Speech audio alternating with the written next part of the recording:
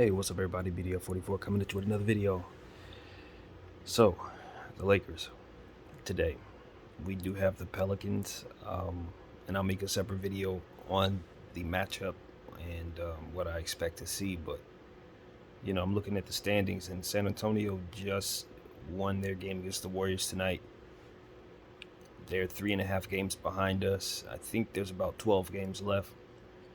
And most of those games that we have left, we are not favored to win. And most of them are on the road. 2 of them against the Nuggets, 2 of them against the Pelicans. Got a Warriors game thrown in there. I think we got the Cleveland coming up obviously today. This is going to be a nail biter. Because really, to be honest with you, because the Lakers aren't necessarily playing great ball, to say the least, even though with the time left, you would think that there's no way San Antonio is actually going to take that spot from us. Realistically speaking, I think there's a good chance that they can, because they're not going to be resting any of their players, because most of those players are young guys, so you would expect they're going to have a healthy team for the rest of their games. I haven't looked at their schedule. I don't know who they play. Obviously, they're not the only team we need to be considering, but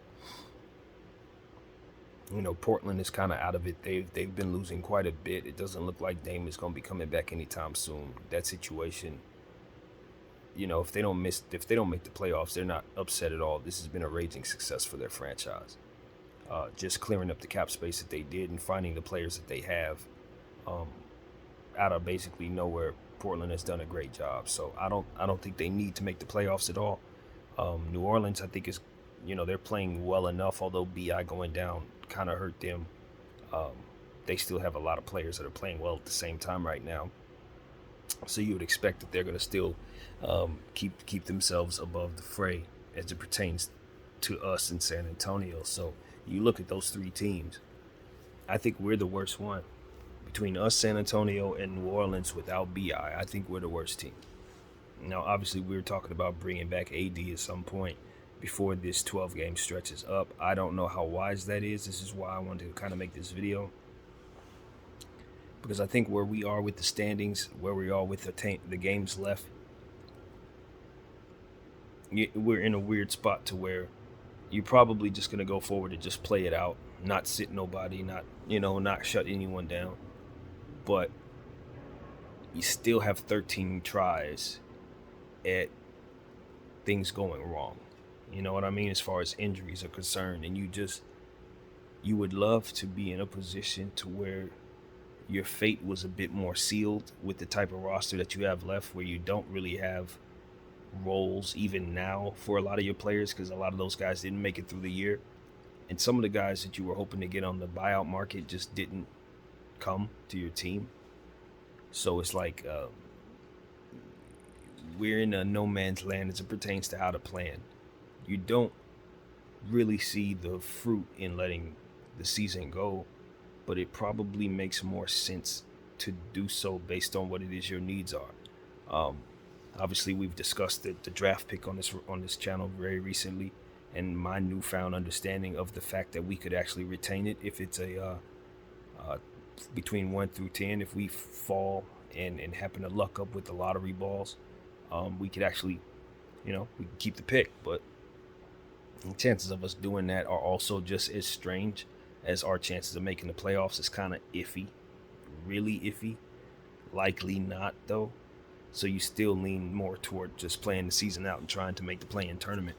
But then we know when we get to the play-in tournament, we're probably not favored to even win any of those games based on how our team is. As I always say, even when we're playing well, we still got to deal with the small ball aspect of things. We still got to live with the fact that we don't have everything we need to compete just night in and night out. Based on the lack of size and the other deficiencies that the team has. It's more than just 2 or 3. It's just several. So when you go forward, you understand that you go forward without belief and without a full roster, really. So I just think that shutting it down is still a very wise choice. But it's hard to justify, and that's why I just hate where we're at. I hate that we found ourselves in this position. We don't suck bad enough record wise to do what we probably should. And you still got these two little teams on our backside, so it gives you something to compete for. It gives you a reason to try to play hard and play players and not shut people down and bring people back from injury and all kinds of other stuff that's probably just ill-advised for the Lakers circumstance as it pertains to what our asset situation looks like. So we just got to be guarded with everybody. Guys are older, guys are on expensive contracts. You have to be guarded, about how you utilize them, but in that same breath, because of LeBron James, you got to consider his timeline and what it means to value him and how best to manage that situation. They're bucking his system, so to speak, by not bringing him the players that he would want at the trade deadline. So that says they're drawing a line in the sand, but not completely because they haven't shut people down. So it's like that no man's land. And everywhere you turn where there's just that fork in the road where you can make a decision and it either be the right one or the wrong one, but the right one seems more risky if you're assessing it the way that I am. It's like, how is that actually the right decision? It's just, that's why I want this LeBron James era to come to an end. It's because of that. As a person who overthinks, the Lakers situation is a difficult place to be. You know what I mean? I don't envy Jeannie and the Laker organization front office at all. And as we discussed in the previous video, I don't trust them at all either. So it's like, if LeBron James were to move on, go back to Cleveland or something like that, do I trust them to draft the right players, trust their scouts of whom I do trust to do their jobs and bring in the players that they suggest and keep them and put them on good contracts and all that? No, that's the problem. They have to,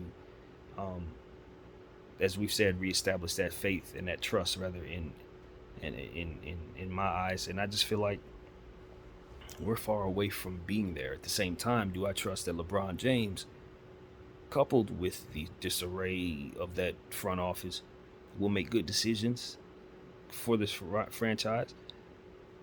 Based on the most recent history, you have to question that too. So it's like, I don't know which way to go. I don't like any of the options.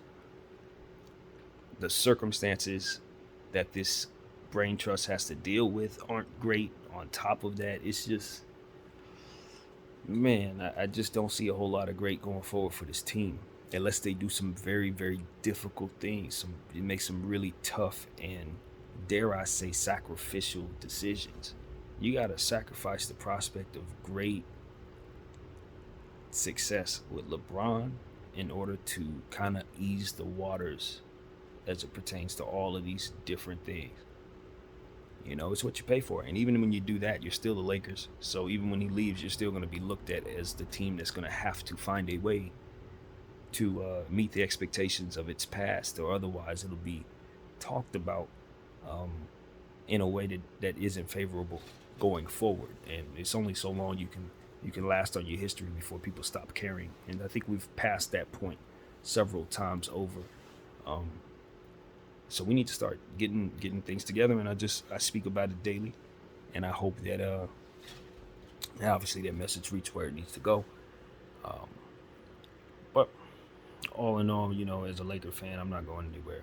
I think it's a good situation, a good problem to have. When you got LeBron James and the possibility of making the playoffs, the possibility of having a pick that you've otherwise traded away.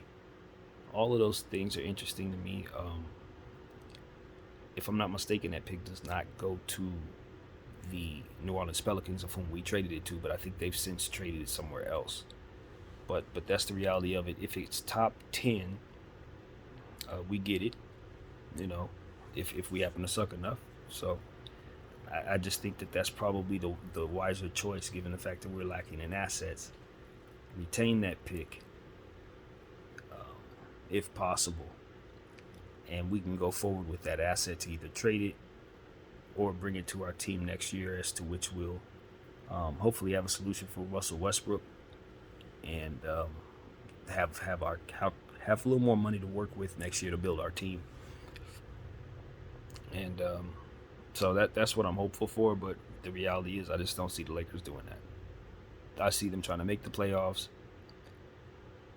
We'll see how it shakes out. If San Antonio continues to win games like they did tonight, they may take that out of our hands. But I just see the Lakers moonwalking into the playoffs if they do make it, because we're just not that great of a team, man. Even when the team brings the energy, you lack the size. Even if you play Dwight Howard and somehow find size, you may have a bad game from Russell Westbrook. If you find a great game from Russell Westbrook and have some size, and chances are your roster being too old may hurt you. Your coach is going to put the old guys on the floor. It's just so many different things that goes wrong. Cover one hole up, two more sprout out. It's just this team has a lot of issues, and I think that is why I think it makes so much sense to just cut our losses with this season, try to retain that pick. Because even making the playoffs, you understand they're only going to compete but for so far, and then Frank's going to put a small ball lineup on the floor against whoever we face. Timberwolves? Is it going to be Jokic in Denver? Is it going to be Utah?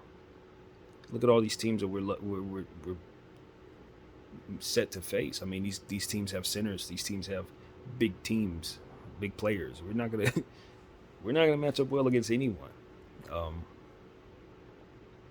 They've yet to get a young center to put on this roster to help with some of these issues. So, good effort, good shooting.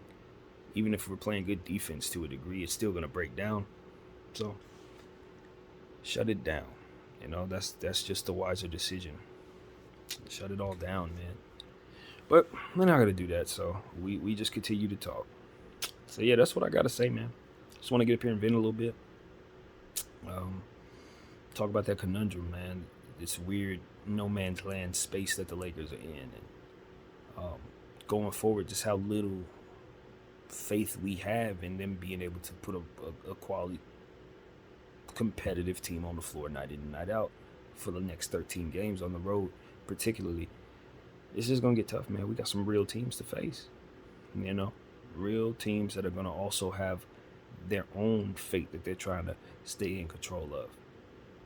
And that's what you gotta understand. The teams that we're seeing these last 13 games, I don't think most of these teams are gonna be resting their players because of the situations they're in. They gotta win these games, so they're gonna be fighting. I think the good thing that can happen for the Lakers, though, is if they do make the play-in tournament, we've been playing playoff games for 2 weeks at that point, because playoffs start now for us. All of these games matter. And as we continue to see the team slide, you'll understand why this video was necessary, because San Antonio is going to gain ground. I see that coming. So we're in for a dogfight. Hopefully guys can get back healthy. I hear Kendrick Nunn's been working out. I don't know what that means, but if they get everybody back healthy, maybe we can actually see what this team really looks like. And teams like us, teams like Denver, teams with hurt players, the longer they hang around in the playoffs, the more dangerous they become. That's what I will say. And we're included in that, because as players continue to get hurt, healthier and more reps, the better their conditioning gets, the more contributions they can provide. So you shake off that time from when they have to adjust, and then you look forward to them getting better for you. So that's what I got to say, man. Hopefully the Lakers can do more than I expect. BDF 44. Peace.